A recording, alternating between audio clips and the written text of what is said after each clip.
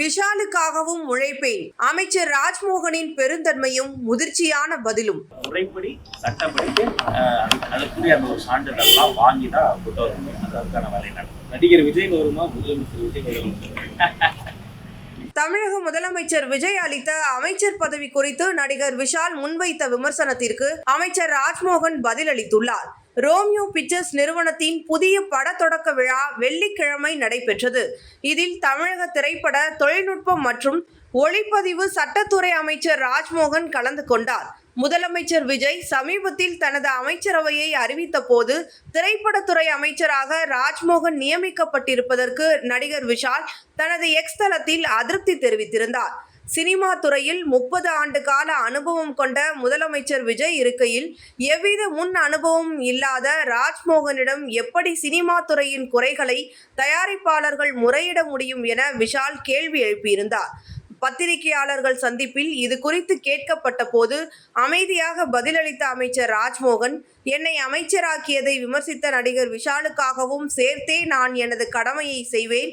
அவரது நம்பிக்கையை பெற உழைப்பேன். என் முதலமைச்சருக்கும் பெருமை சேர்ப்பேன். அவர் என்னை அறியாமல் இருக்கலாம், ஆனால் நான் அவரது படங்களை பார்த்துள்ளேன்.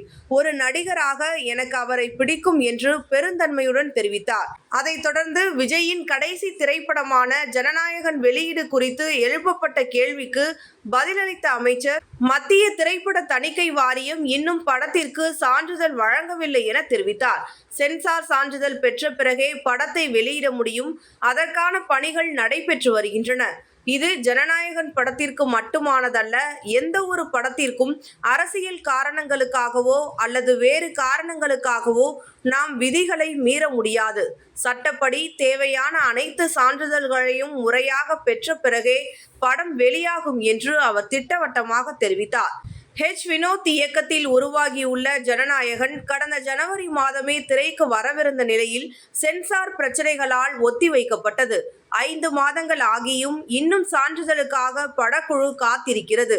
இதற்கிடையே டிஸ்ட்ரிக்ட் மற்றும் புக் மை ஷோ ஆகிய டிக்கெட் புக்கிங் தளங்களில் ஜூன் 22 அன்று படம் வெளியாகும் என குறிப்பிடப்பட்டிருப்பது ரசிகர்கள் மத்தியில் உற்சாகத்தை ஏற்படுத்தியுள்ளது. இருப்பினும் படக்குழு தரப்பிலிருந்து இன்னும் அதிகாரப்பூர்வ அறிவிப்பு எதுவும் வெளியாகவில்லை என்பது குறிப்பிடத்தக்கது.